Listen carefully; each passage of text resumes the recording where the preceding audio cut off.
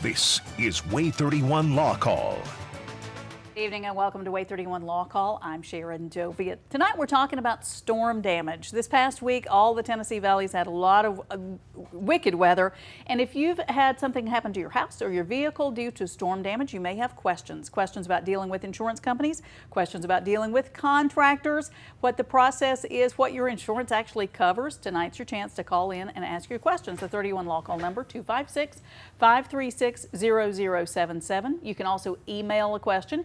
You can email a legal question any day of the week on any legal subject. And when we get to a show that's on point, we'll pull some out. You send it to lawcall@waytv.com, and we've got some of your questions tonight. We've also got Michael Timberlake from Timberlake and Leak here tonight. Good to have you here. Well, great to be here. The weather was great this weekend, but this week was something else. Yeah, it was very much of a contrast between Tuesday and Thursday, Friday, and then this weekend was fabulous though. We're going to be answering some of your questions about that, so call in. Before we get to the questions about storm damage, we always like to give you some video and see what you think about it and see what Michael thinks about it. This is our You Make the Law Call video, something that we pulled off of YouTube. Take a look. This driver of an SUV just missed his exit and he's trying to cut across 3 lanes there. He doesn't see a vehicle that's coming the other way. On the other side of the 18-wheeler, sends him into this rollover straight out of like Fast and Furious. Yipes. Okay, so the only thing more amazing about this, nobody was seriously injured. Thank goodness. Car manufacturers have done so much. When you look at this, Michael, what do you see? I mean, as lawsuits and insurance claims and things, what do you see? Well, I mean, the first thing you look at is say, okay, is this just a serious case of, operator error? Is this somebody that obviously changed the lanes at a very unsafe speed in a very haphazard way? But you also would look at it in terms of the situation, well, was there a product failure? There was a tire rollover failure? Did that lead up to the situation? Was there some kind of mechanical defect with the vehicle? SUVs typically have a higher center of gravity. They're more prone to rollover, and they're also more prone to rollover if there was some kind of mechanical defect. So while the first thing you'd look at is say, okay, is this somebody, the driver didn't really operate the vehicle in a safe manner, but it could have been something else, so we would look at all angles. That's very interesting. SUVs more prone to rollover. Oh, absolutely. Okay, so what do you put your kids in driving? Do you put them in SUVs? Do you put them in a tank? Do you put them in a car? What do you tend to like? I've put my kids in both in sedans that have good airbags and in moderate vehicles really that have a good safety record. That's good. We're inviting you to call in and ask about storm damage. This past week, I was driving in some of it, really nasty. It makes you ask questions. If your house has been hit, you get to ask those questions directly to the insurance company. If you have something happen at your house, I guess, do you immediately call your insurance company? What do you recommend the steps are? Well, obviously, depending upon who, what you have available to contact people. Obviously, cell phones have been a huge benefit for people that, and traditionally we wouldn't have phone service. But you want to contact the people that your liability, your health, and your homeowner's insurance carrier as soon as possible, so that you can put yourself in the queue to line up to get your damage assessed. Typically with storms like this, you see multiple people that have claims, and if you have one carrier that's prevalent in Alabama or with a lot of people that have a lot of damage, you want to be as close to the first in line as you can. So the first people to contact their insurance company are the first people to get kind of in line to do that. It's probably going to take a while, right, to get things covered. Yeah. And if you had damage that first day, and we had several more days after that, you're going to get more water damage. Like if you had a tree through your roof, it's going to get worse. Right. And the insurance policies and all the law in Alabama says that an insured has a duty or an obligation to mitigate their damage. So even though you have insurance, you can't just allow the problem to fester and continue without taking some reasonable measures to stop it. Now, it doesn't mean you have to do it yourself, but if there's a tree, on your house and you need to hire somebody to tarp it to make sure that you don't continue to get rain in there. Obviously, if there's a way to to extract the tree or do something to stop the damage, then obviously the homeowner's going to want to try to do that as quickly as possible. You can't just rely on your homeowner's insurance company to come out there in an emergency and take care of every detail. Surely they're going to pay for the guy that I hire to climb on my roof to cover it up, right? Absolutely. Okay. You'll be reimbursed. They're going to want to be paid, up front at the time the work is done, but then the insurance company will reimburse you for taking efforts to mitigate the damage. Okay.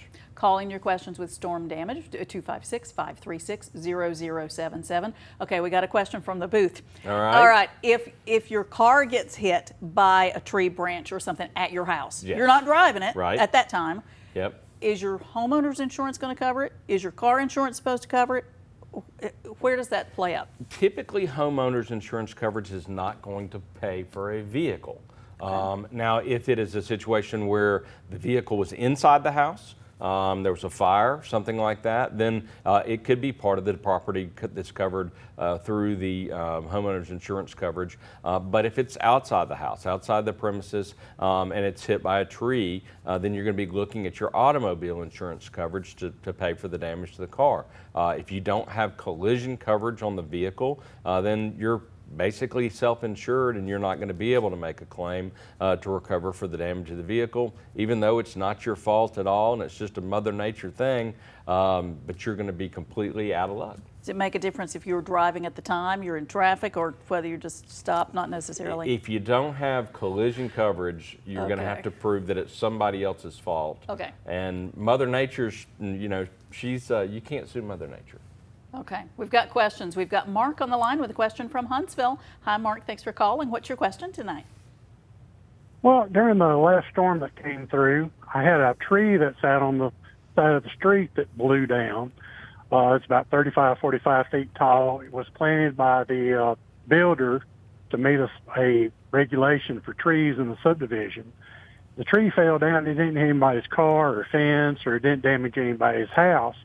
But I had some people with the HOA to contact me and tell me that it's my responsibility to cut up the tree and haul it off, which me and a 72-year-old neighbor did. And we hauled it off. City Huntsville picked it up. Now they want me to dig up the root ball, and they want me to replace the tree, and they claim it's my responsibility, even though this tree wasn't planted by me, and it's not on my deed, I don't own the land, it's not insured, it's out in front of my house next to the street. And they're claiming that I'm liable for the tree to remove it, replace it, and I guess whatever damage the tree caused. And I'm wanting to know if I am actually financially liable for that. Yeah, interesting. And good job cleaning it up. Absolutely. That's a lot of work. Homeowners associations are always difficult questions to ask, because, to answer on the show, because so much of it is dependent upon the verbiage, the language in your homeowner's agreement that you signed off on when you purchased into the subdivision. Sometimes the homeowner's bylaws are recorded when the subdivision is made, or sometimes the deeds recite that you're subject to whatever the homeowners association is. So you really have to look at what the bylaws are. There is no law in Alabama that makes an individual homeowner responsible to replace a tree on their own property. There is no law that requires you to grind the roots of a tree on your property. Now, if a tree falls on your property and it's a live tree, you're not necessarily responsible for any damage caused on any adjacent property. It's an act of Mother Nature, and that's excluded from any liability under Alabama law. So, but you may be responsible in some way through this homeowner's agreement that you'd have to look at the language to determine what your liability may be. Good luck with it, Mark. We've got Rich on the line with a question from Gurley. Hi, Rich. Thanks for calling. Did you have some storm damage out in Gurley this week? Yeah, we sure did. What you got? I've got a couple properties, and the properties that I got, all my stuff around my place, I keep it real nice and tight. Okay. Okay. I inherited and bought it out of my dad's estate. It's over here in Maysville. And the guy behind there has got, he's got about 20 tall trees back there. Okay. And I told him, I says, if them trees fall, it's going to take out my shop and the trailer back there. Yeah. And he's telling me there's nothing I can do because it's an act of God. All right. So if they come down, what can Rich do? So here's kind of the rules of the road when it comes to liability for trees in Alabama. If there is a tree that is wholly on your adjacent property owner's property, then the entire stump is on that property, then your only recourse to that tree would be able to cut any limbs that hang over your property at the property line. So that's what you have the right to do in terms of keeping it up or trimming a tree that's on an adjacent property, wholly on an adjacent property.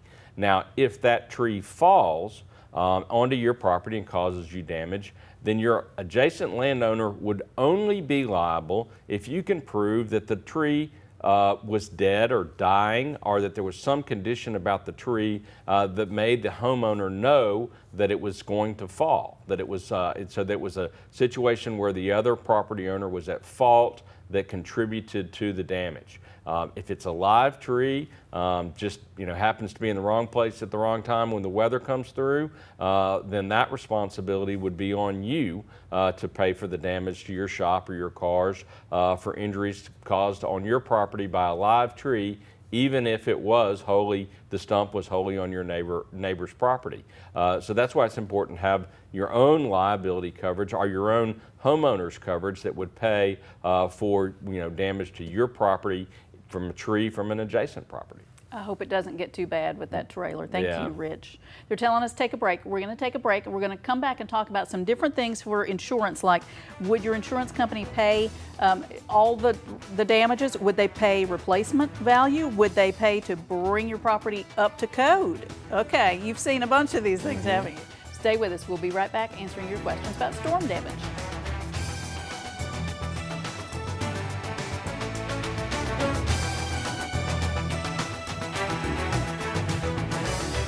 You're watching WAAY 31 Law Call, where lawyers come to help.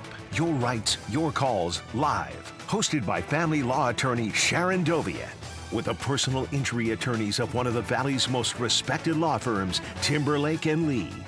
Featuring the knowledge of managing partner Michael Timberlake, with millions of dollars awarded to his clients. And the experience of attorney Will League, a strong courtroom fighter known for his commitment to winning. And the fellow partners of Timberlake and League Heath Brooks and William Meservey. This is WAAY 31 Law Call. Welcome back to 31 Law Call. I'm Sharon Dovian. Tonight we're answering your calls and questions about storm damage. Michael Timberlake is here from Timberlake and League, and we had all kinds of storms this week, and people have got questions. We've got John on the line with a question from Huntsville. Hi, John. Thanks for calling. What storm damage did you have this week? Hail damage to a roof. Hail damage. Okay. Okay, so first I called a roofer to come out and look at the roof and tell me if there was really damage or not. And he went up and said, yep, you got hail damage. Okay. So then I called my insurance company, and they said, okay, put a claim in, get the adjuster out there. And the roofer, when he came out, he said, I want to be there when the adjuster comes. So, okay. Brought him out there. Well, the adjuster, they're both up on the roof. They come down. Okay, so I wait, and the insurance company awards me X amount of dollars, and I'm just wondering now if I found a different company, roofing company, to do the work for less money than the insurance company gives me. Yeah. How does that work? Yeah. Can she keep the difference? Well, not necessarily keep the difference. I mean, maybe I'm probably going to have to pay more for something else that was also not covered. Okay. I'm just wondering if that's fair or not. What? Okay. What do you do with that excess money? What can you do with that if you have it? Right. Well, so the insurance company's got, under the terms of the policy, they have an obligation to pay you either the actual value of the roof, which is the depreciated amount of the damage, or it would be the replacement value. If they come and they pay you replacement value according to their assessment, this is what they're going to pay you to replace it, and you can find somebody to do it cheaper, you can certainly take that money and do something else with it. Now, what you can't do is take the money and not do anything with the roof, and then try to remain to continue to be insured with that company. If you take the money for the replacement or the repair of the roof, they're going to require that you actually do the work so that you can continue your insurance. So that's kind of how that would play out in terms of what you would be able to do. You're going to have to satisfy the insurance company the work was done, and the work was done to certain standards, but they don't require that you spend the money they give you on that work. What if she gets into it and she said there's going to be something else that's got to be done? Sure. If there's something else that comes up and they've already paid her the money, is that over? Was her chance to get that money right then and now it's over? Yeah, absolutely not. I mean, what we see all the time is that once you kind of peel back the layer of an onion, then sometimes it can be worse than you think in that situation. In that situation, the insurance company can come out and do a supplemental assessment and potentially provide additional money.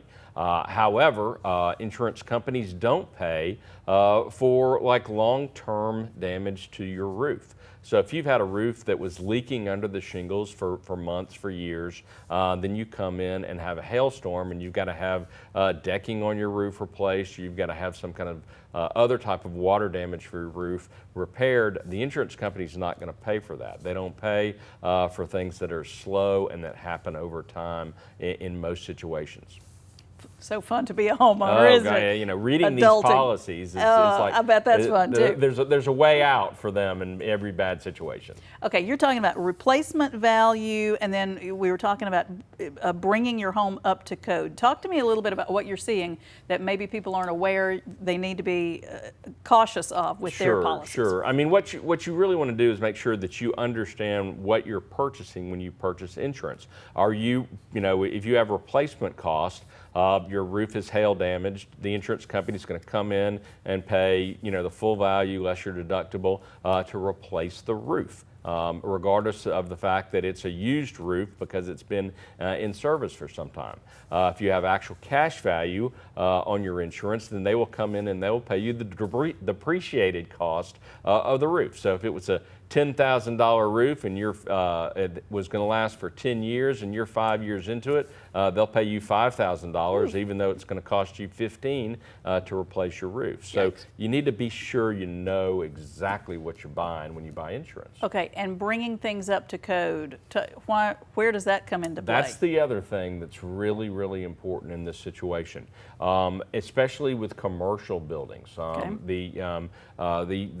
If you have significant amount of damage to a structure, your home or commercial building, then the building licensor, City of Huntsville, the county, they're going to require that you bring your house up to code to repair the portions that are damaged. So you can't just fix what's damaged in those situations where you have significant damage, and we're talking about over 50% or some significant portion of the house that's damaged.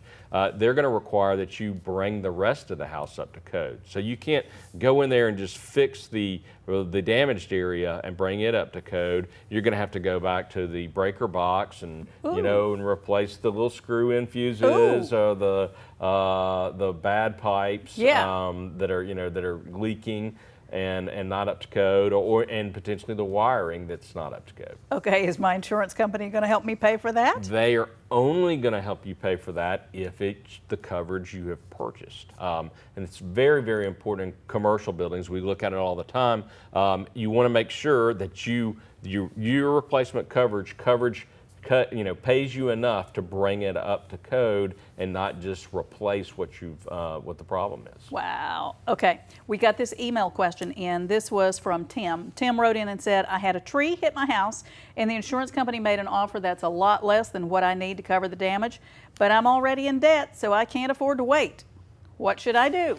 That's a good question. Yeah. What do you do? At that situation, it's really a personal choice. I mean, we work with people a lot of times on claims, and they say, "Look, I really just, I need to get this thing resolved. And I said, well, the wheels of justice sometimes move slowly. And in order to get full value of, convince the insurance company that you're entitled to a certain amount, it's going to take us some work to do that, and sometimes that takes time.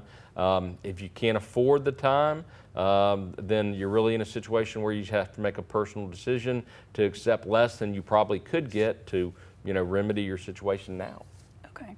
Talk to us about outbuildings. So my house is covered. Right. Are the things outside? So my shed, is that going to be covered in my insurance? Well, if you've talked to your insurance company and they know that it's there and they know you want to insure it, then sometimes there'll be a rider for an outbuilding. Okay. Or there can be a rider for a fence. Again, you want to make sure that when you're talking with your insurance agent and purchasing the coverage, that they understand exactly what your property looks like and what the structures are, and that you understand what's covered and what is not covered.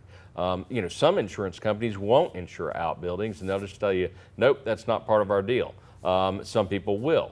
Some fences can typically be covered, but a lot of times it's whether you want to pay the extra premium for something that can be readily repaired. Pools, swimming pools. Pools are definitely pools are, because of the liability associated with drowning. You're absolutely you could void your coverage if you don't tell your insurance company you have a pool. Okay.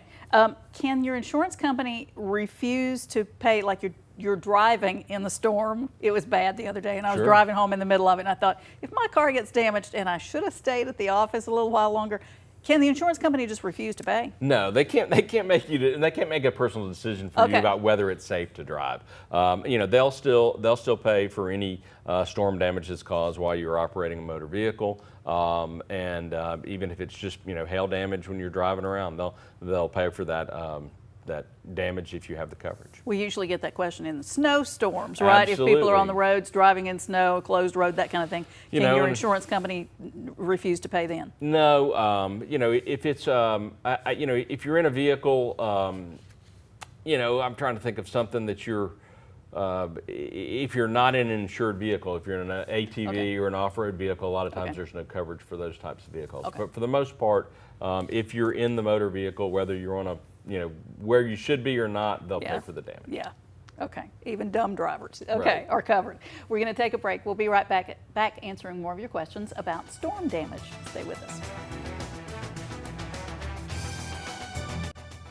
If you didn't get your questions answered tonight, here's how to get in touch with Michael Timberlake. With Timberlake & League, they are personal injury attorneys, so everything from car accidents to medical malpractice. 256-536-0770 or 800-804-2502. The website is law-injury.com. And if you like them on Facebook, you can learn more about the law that way. And Sharon practices family law right here in Huntsville, Alabama. She does a great job with this. 256-539-7337. Or reach out to her at SharonFamilyLaw.com. Okay, what about remedies? If the insurance company refuses to pay, what do you do? So kind of what we talked about. One of the things I tell people, look, the more things you can get in writing from the insurance company, the better off you're going to be. If we have to make a case at some point. If they deny a claim, you say, I need your denial in writing. If they deny a claim, they don't have good reason, or there's no arguable or debatable reason, then you can sue them for bad faith, and you can get not only the contractual damages through the insurance policy, but you can get extracurricular or punitive damages. Punish them. Yes, exactly. Thanks for all your calls and questions, and we'll see you next week.